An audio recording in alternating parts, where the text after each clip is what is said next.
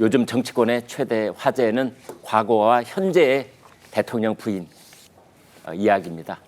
여야가 공수를 바꿔가면서 공방을 벌이고 있는데요. 어제도 김건희 여사와 김정숙 여사의 의혹을 두고 여야가 맞붙었습니다. 무슨 일이 있었는지 치열한 실전이 오간 현장으로 가보겠습니다.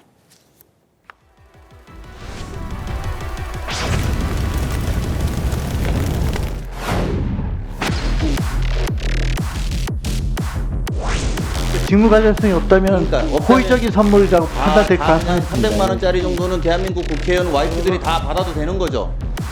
질문입니다. 네. 여기 뒤에 계신 국장님들이나 이런 분들도 다 부인들이나 남편분들이 직무 관련성이 없다가 판단되면 받아도 되는 거죠? 김건희 어떻게 그런 조사 요청을 했는지를 물어보는 겁니다. 저에게 했던 것처럼 똑같이 조사 권한이 없지만 조사 요청을 했잖아요. 김건희 여사한테 왜 안 했습니까?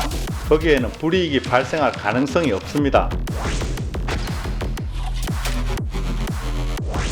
가액 10만 이상 선물은 무조건 국고에 기소하도록 되어 있는데 이걸 개인적으로 가공 착용해서 간 겁니다. 법령 위반이 아니에요. 대통령 기록물 보관에 대한 명백한 의무 규정 위반 사례에 대해서 법적으로 제재를 해야 됩니까? 아니면 어떻게 해야 됩니까? 기록물인지 여부는 사실 저희가 판단 사항은 아닙니다. 대통령실에서 막 판단하셔야 됩니다. 네, 성국건 국장님. 네. 예나 재나 어제에 이르기까지 우리나라 대통령 부인 이렇게 편할 날이 없습니까? 저는 이것을 우리 정치가 참 허약성을 노출한다. 아, 너무 허약하다. 네. 그리고 소재가 너무 빈곤하다. 그런 생각을 하게 됩니다. 네. 특히 이게 대선 때 저는 시작이 됐는데 대선 때 민주당 논평을 보면은 윤석열 후보 논평보다 김건희 여사에 대한 논평이 더 많았어요. 하. 그리고 특히 결혼 전에 있었던 일들, 네. 뭐 도이치모터스 이런 이야기나 아니면 학력 경력 부풀리기, 결혼 전에 있었던 거고, 네. 심지어는 일부에서 주장하는 줄리 의혹까지 막 들고 나왔습니다. 네. 그리고 그러니까 허약한 고리로, 약한 고리로 본 거예요. 아, 예. 윤석열 후보보다는 여기를 공격을 해야지 뭔가 없겠다. 최대 약점이다. 네, 그것이. 약한 고리다 해서 네. 계속 공격을 하는 겁니다. 네. 심지어 일부 유튜브와 같이 해서 네. 무슨 뭐 7시간 녹음 이런 것도 또 나오니까 네. 그때 MBC와 같이 해서 이걸 또 막 확대 재생산시키고 계속 했죠. 네. 그래서 이렇게 하다가 보니까 결국은 김건희 여사를 약한 거리로 공격을 했는데 그런데 이제 대선이 끝나고 대선 후에는 어떻게 상황이 벌어지냐면은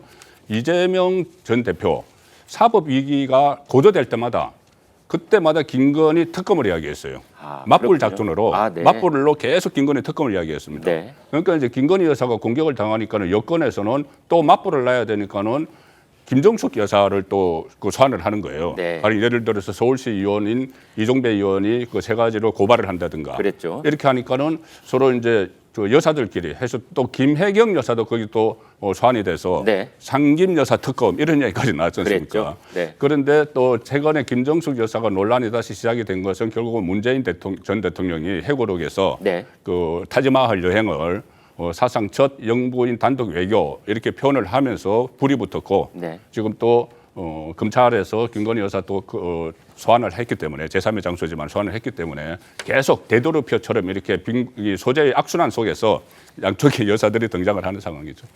자, 이런 가운데 김정숙 여사의 고가의 옷값 의혹을 수사 중인 경찰이 당시 김 여사가 자주 이용했던 강남의 한 의상실 관계자로부터 상당히 의미 있는 진술을 확보했다고 합니다. 자, 최지원 기자, 어떤 내용이죠? 네, 이 김정숙 여사가 문재인 전 대통령 재임 시절에 서울 강남의 유명 디자이너가 운영하는 의상실 옷을 즐겨 입은 걸로 알려졌던 바가 있죠. 이 경찰은 최근 이 의상실로부터 김 여사 구매 내역을 제출받고 이 관계자를 참고인으로 소환 조사했습니다. 관계자는 조사에서 김 여사 측이 의상 수십 벌을 구매했고 수천만 원을 대부분 현금 결제했다 이런 진술을 한 걸로 알려졌는데요. 이 옷들을 살 때 쓴 현금이 조폐공사에서 갓 나온 신권으로 한국은행 띠지가 묶인 관봉권이었다 이런 진술도 한 걸로 전해졌습니다.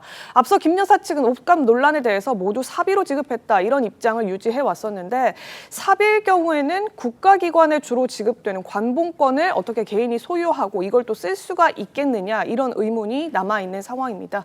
이에 대해서 김 여사 측은 별다른 입장을 내지 않았습니다. 네. 최창렬 교수님, 네. 이제 관봉권 그러면 아마 지폐를 100장 단위로 묶은 다음에 이제 네. 관이 국가기관이 봉인을 했다 그런 뜻 같은데요. 관봉권. 자, 대통령 부인은 옷 살 때 항상 현금으로 삽니까? 아니 근데 이 관봉권이라는 게 조폐공사가 한국은행에 공급할 때 네. 그때 이제 그대로 지금 말씀하신 그 띠를 이제 둘러서 그렇죠. 관이 찍혀서 하는 게 관봉권 네. 지폐거든요. 저는 그걸 본 기억이 별로 없어요. 저 같은 사람이 볼 수 있겠습니까? 네. 아 근데 이 부분을 지금 사비를 썼대는데 네. 그게 이제 한국은행이 가지고 이런 거 우리가 본 명절 때 신권이라는 말을 많이 하죠. 네. 은행 가서 이제 자기 가족들한테 주려고 이제 신권으로 바꾼 경우인데 그 신권하고 또 다른 얘기예요. 이 관봉권은 그러니까 다른 사람 손을 전혀 거치지 거치지 않은 않고 거죠. 그러니까 집회- 한국은행에서 직바로 받은 돈이라고 집회공사가 할수 있어요. 한국은행에 바로 공급하고 네. 또 이제 정부가 부처나 어디 공급할 때 그대로 가는 돈들이에요. 그러니까 이게 네. 개인한테는 이 관봉권이 있는 상태에서 가는 게 대단히 상정하기가 어렵죠. 네. 일단 그렇게 된 다음에 그 돈이 공급된 다음에 이제 그렇게 띠를 풀고 이렇게 주는 거겠죠. 네. 관봉권 자체로 다발 자체로 줬다는 것 같은데 그거는 일단 일상적으로 볼 때는 이해하기가 좀 어렵죠. 네. 그 개인적인 옷을 구매하는데 네. 관봉권에 띠지가 둘린 돈을 지불했다라는 거 아니에요 지금? 관봉권이면 일단 우리가 그게 공적 공적 돈이라는 돈이다 이렇게 개념이죠. 상정을 해볼 수가 있는 우리가 거죠. 사적으로 쓰는 돈에는 관봉권이 들어갈 수가 없죠. 네. 그게 공급된다 하더라도 이제 시중에 풀릴 때는 그런 관봉권 형태로 풀리는 건 아니거든요. 네. 그러면서 볼 때 이 관봉권의 형태로 돈이 지불됐다고 이제 의상실 관계자가 얘기하는 걸로 봐서는 이게 사적으로 샀다라는 말과 잘 상치가 되는 거죠. 상위가 되는 거라고 네. 봐야 되겠죠 일단. 예. 그래서 그 앞뒤에 대해서 납득할 수 없는 부분이 있는데 김정숙 여사 측은 여기 대해서 지금 해명을 내놓지 않고 있다라는 소식까지 저희가 들었습니다.